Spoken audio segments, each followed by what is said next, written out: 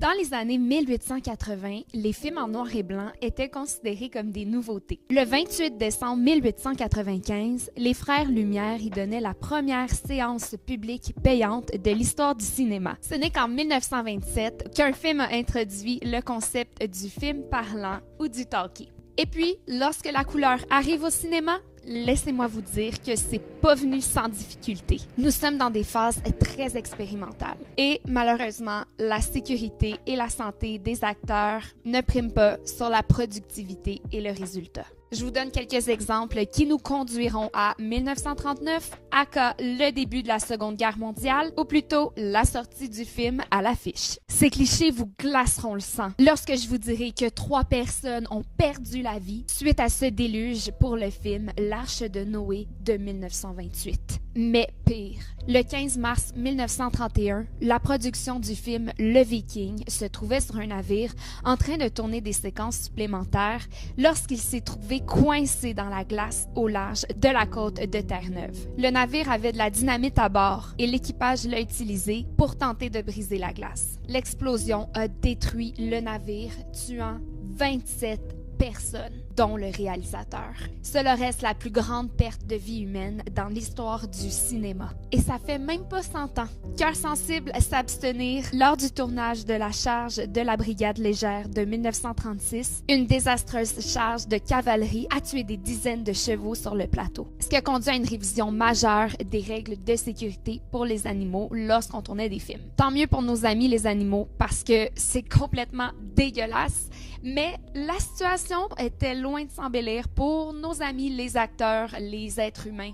Ouais, nous sommes en 1939. Bon, peut-être plus en 1938, là, parce que le film est sorti en 1939 et clairement, il ne s'est pas fait en un claquement de doigts. Judy Garland, alors âgée de 16 ans, est castée dans le rôle de Dorothy Gale, l'héroïne du prochain film du plus grand studio de cinéma hollywoodien de l'époque, la Metro-Goldwyn-Mayer. Un rêve d'enfant qui deviendra rapidement un réel cauchemar. Et oui, dans tous les sens du terme. Non seulement la jeune Frances, baptisée Judy par le studio, n'avait pas le droit de rigoler sur le plateau, à défaut d'être frappée pour son comportement enfantin, elle a 16 ans, autant on allait lui reprocher d'être une jeune femme en devenir, donc vous pouvez constater l'ironie, ce qui affectera grandement son estime d'elle-même. À l'époque, on veut la petite Shirley Temple dans le rôle de Dorothy, mais puisque celle-ci est déjà sous contrat avec la 20th Century Fox, j'espère que je l'ai bien dit, son emploi par le studio de la MGM était impossible. À l'époque, la concurrence entre les studios était bien réelle. Le chef du studio de la MGM, Louis B. Mayer, se tourne donc vers son deuxième choix, la petite Frances Gumm, sur qui il a un énorme coup de cœur en audition. Mais on se rappelle que la petite Shirley Temple a quelques années de moins que Judy Garland. Donc, vous pouvez comprendre que le studio a voulu la rajeunir le plus possible d'une façon assez brutale, aka lui mettre un corset hyper serré pour lui enlever toute forme possible. Donc, dites-vous que la jeune fille agonisait. Comment shamer un enfant en pleine puberté? Et malgré qu'elle soit un coup de cœur pour le studio, ce n'était pas assez. En fait, rien ne l'était. Puisque Louis B. Mayer avait cette façon de faire croire aux gens qu'il ne valait rien. Ce sont littéralement les mots que Judy emploiera dans son autobiographie. Et imaginez l'impact lorsqu'ils sont prononcés par l'adulte qui vous a choisi parmi tant d'enfants. Si tu as la carrière, c'est grâce à moi. C'est cette tactique de manipulation que Mayer utilisait pour donner l'impression à Judy qu'elle ne valait rien sans lui. Tu n'es qu'un petit gros cochon avec des nattes. Ou l'humilier par rapport à ses formes en lui demandant de cacher ce qui était déjà caché. Ce sont les commentaires que Judy absorbait à répétition sur le plateau, dans les mains de ce studio. Oubliez pas, ces hommes étaient des cinquantenaires pour la plupart, donc c'est juste dégueulasse qu'ils s'adressaient à une jeune fille de 16 ans comme ça, mais ça ne s'arrête pas là.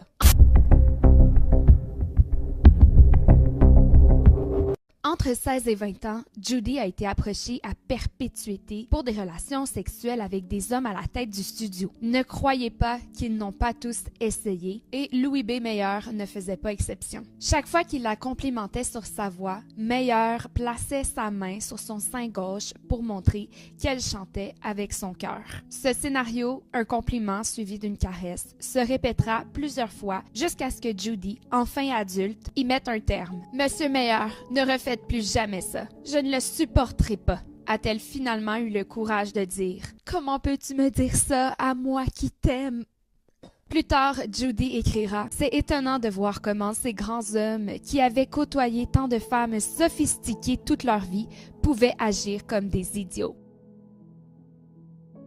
Si Mayer était le plus persistant, il n'était pas le plus nauséabond.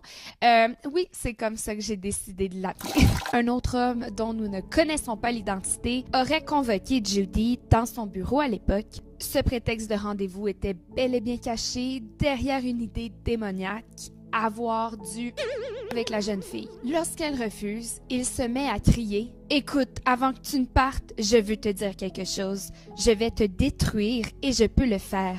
Je te briserai si c'est la dernière chose que je fais. » Imaginez évoluer dans ce cadre si obscène à seulement 16 ans. Clairement, tu en gardes des séquelles et Judy Garland a été une survivante dès le début de son histoire.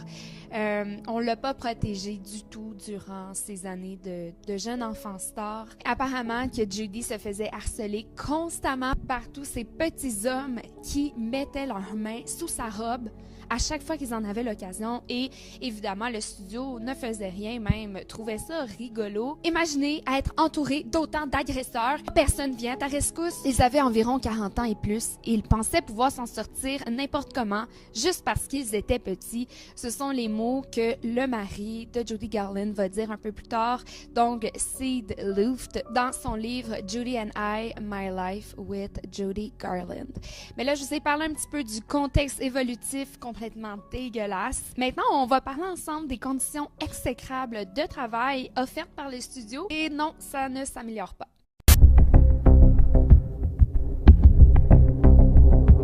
Le Magicien d'Oz est un récit fascinant dans lequel la jeune Dorothy Gale, âgée de 12 ans, se retrouve face à diverses épreuves qui transformeront profondément sa manière de voir la vie. Dans cette épopée, elle se liera d'amitié avec plusieurs personnages très colorés en caractère, sans faire de jeu de mots avec le Technicolor, qui viendront sans aucun doute apporter une dimension très touchante dans le film, vu la nature de leur relation d'amitié sincère et solidaire. Mais cet éventail de personnages colorés à l'écran était loin d'être aussi glamour qu'il n'en paraissait sous les projecteurs, et c'est vraiment le cas de le dire, puisqu'il faisait plus de 38 degrés sur le plateau en tout temps.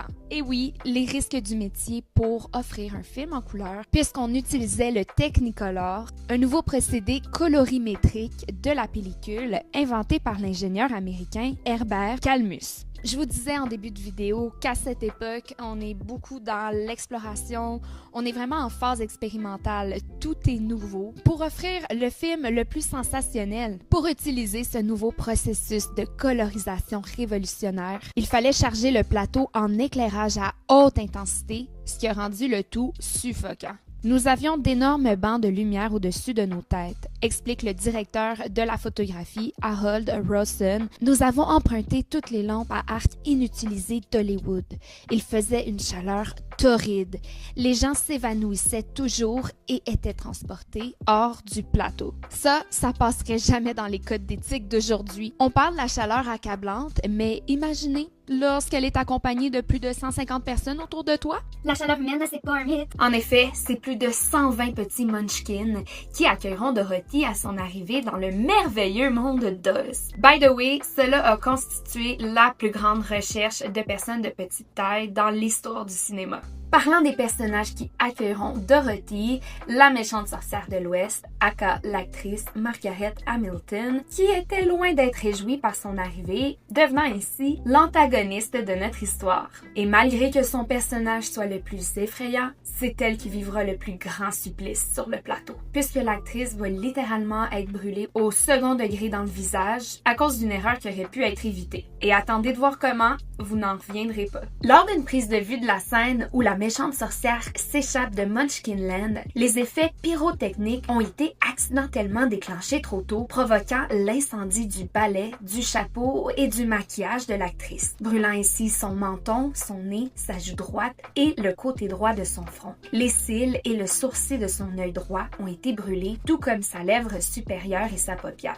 Et imaginez la douleur, parce qu'en plus, son maquillage était inflammable. À l'époque, on était très loin du maquillage à effets spéciaux qu'on utilise au cinéma aujourd'hui. Le maquillage vert de Margaret était constitué de cuivre, ce qui était grandement dangereux pour sa peau, en plus d'être ultra toxique en cas d'ingestion. Lorsqu'elle est inflammée, ils doivent intervenir sur le champ. Et qu'est-ce qu'ils utilisent pour retirer son maquillage vert brûlé? De l'alcool à friction. Ouch! On est loin du doux démaquillant à veine. Je sais pas pour vous, mais tout ça me semble littéralement venu d'une scène de torture dans un film d'horreur. Je n'oublierai jamais, aussi longtemps que je vivrai, la douleur causée par l'alcool à friction frotté sur les brûlures, c'est ce qu'elle dira plus tard. On lui a demandé de tourner la scène Surrender Dorothy, qui nécessitait également des effets de fumée. Elle refuse et c'est sa doublure Betty Danko qui prend le relais. Cette dernière subit une blessure similaire au cours de la scène et elle est finalement hospitalisée. Je pense que les scènes de feu, on n'avait pas la technologie pour les faire, là. J'avais l'impression que mon cuir chevelu se détachait. Ouh! Pire sensation ever imaginée. Si vous croyez que cette histoire était la pire, je vais vous raconter tout ce que les autres acteurs ont vécu sous l'arc-en-ciel qui était loin d'être coloré. Si la sorcière de l'Ouest est contre Dorothy, d'autres amis seront là pour marcher à ses côtés. Le premier qu'elle rencontre est l'épouvantail. C'est celui qui rompt sa solitude et qui lui prouve qu'elle n'est pas seule sur la route. Bien qu'il ne se croie pas intelligent, ce personnage plein de paille a pourtant plein d'idées et son très grand cœur est ce qui séduit son acteur, Ray Bolger, depuis l'enfance à travers le livre original.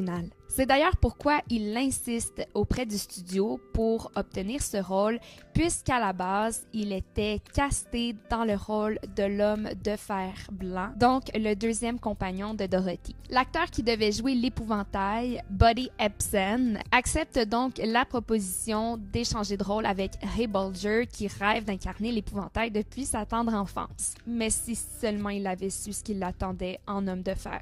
Je vous disais plus tôt en vidéo, à l'époque, on était très loin du maquillage à effets spéciaux qu'on utilise au cinéma aujourd'hui. Et avec l'arrivée du Technicolor, les maquilleurs et maquilleuses se sont retrouvés face à de nouveaux défis quant au réalisme et à la représentation à l'écran des couleurs, des textures, etc. Pour obtenir l'éclat métallique souhaité du personnage de l'homme de fer, ils ont eu recours à une poudre d'aluminium aussi brillante que dangereuse. 9 jours après le début du tournage, l'acteur Buddy Ebsen commence à suffoquer. La poudre d'aluminium de son maquillage s'est infiltrée dans ses poumons. Il est hospitalisé d'urgence, luttant pour sa vie. Et pourtant, le studio ne perd pas de temps. Dans ce cas-ci, puisqu'on est en début de tournage, ils vont lui trouver un remplaçant instantanément, ce qui est pas mal cruel considérant que l'acteur lutte pour sa vie présentement à l'hôpital et qui a été aussi facilement remplacé. C'est Jack Haley qui devient finalement le personnage de l'homme de fer blanc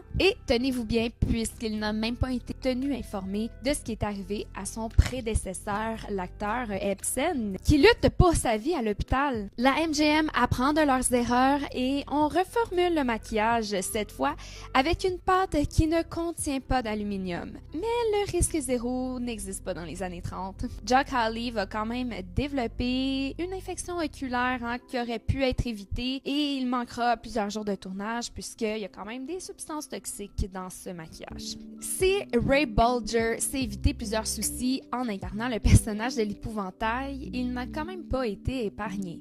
Qui a été épargné? Pour créer cet effet de sac de toile sur son visage, l'épouvantail devait avoir un masque de latex qui était directement collé sur la peau pendant des journées de plus de 16 heures. Le masque n'était pas poreux, on ne pouvait donc pas transpirer, on ne pouvait pas respirer par la peau, a-t-il déclaré lors d'une interview. On ne se rend pas compte à quel point on respire par la peau jusqu'à ce qu'on ne puisse plus le faire. Chaque soir, les maquilleurs-maquilleuses mettaient 1 heure à enlever le masque. À la fin du tournage, il y avait même développé des rides permanentes. Imaginez l'inconfort sous cette chaleur accablante, on n'oublie pas.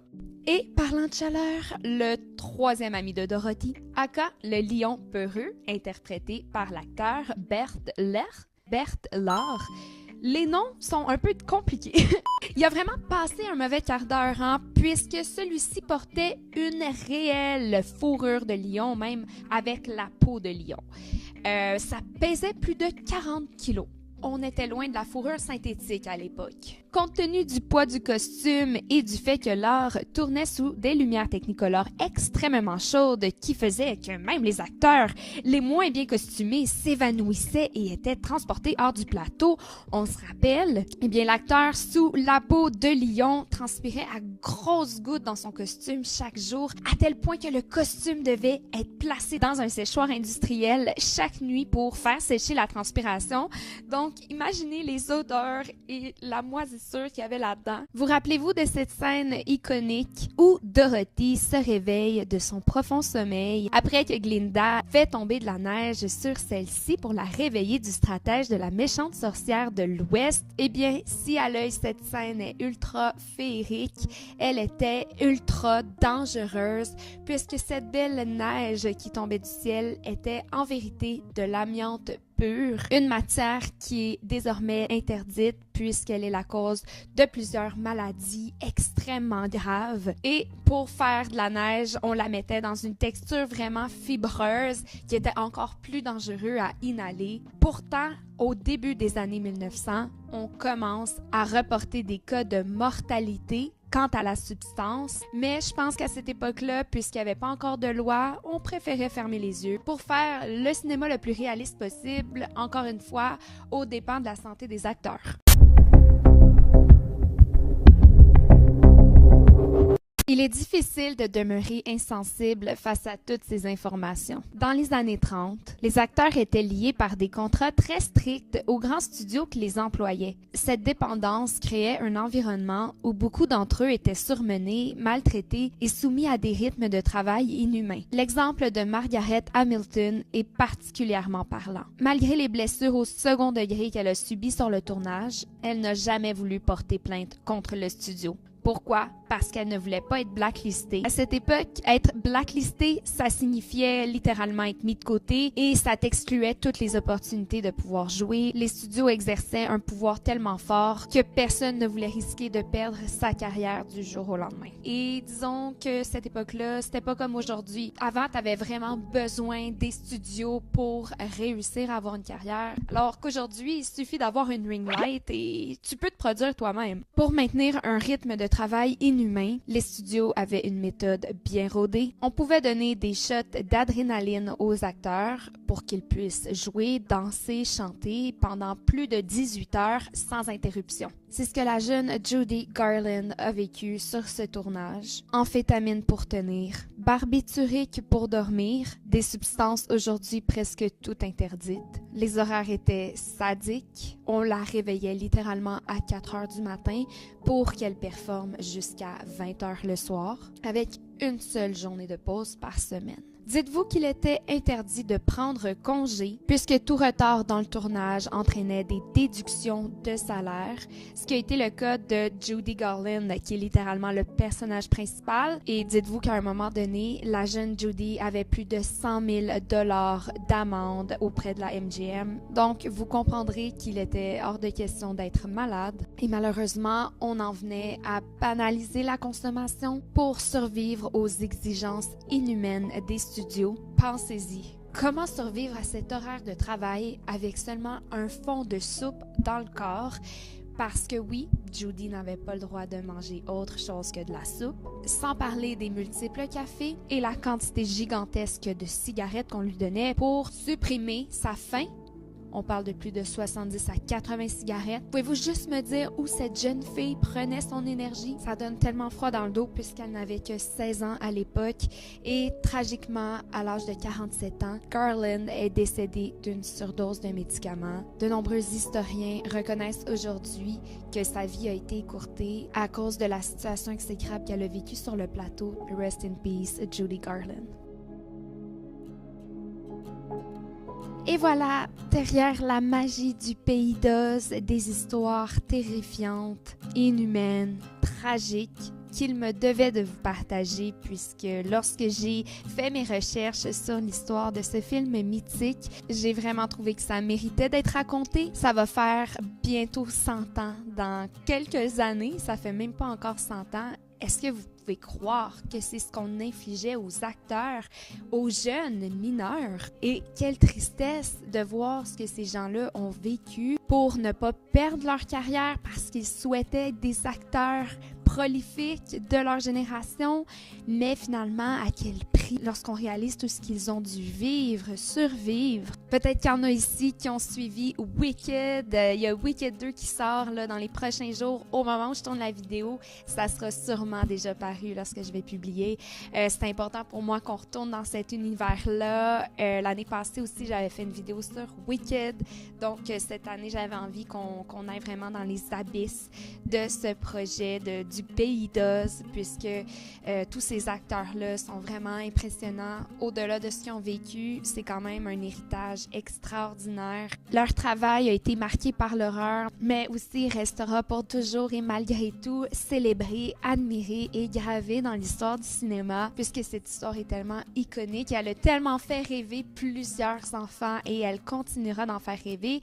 Avec les nouveaux films aussi Wicked, c'est merveilleux qu'on fasse revivre ces personnages-là au grand écran d'une façon un peu plus moderne et avec des conditions un peu plus sensées que ce qu'on vient de raconter, non. Si cette plongée dans les coulisses sombres d'Hollywood t'a plu, n'hésite pas à liker, à commenter et surtout, rappelez-vous qu'à Oz, le pire monstre n'était pas toujours la sorcière. Bye guys!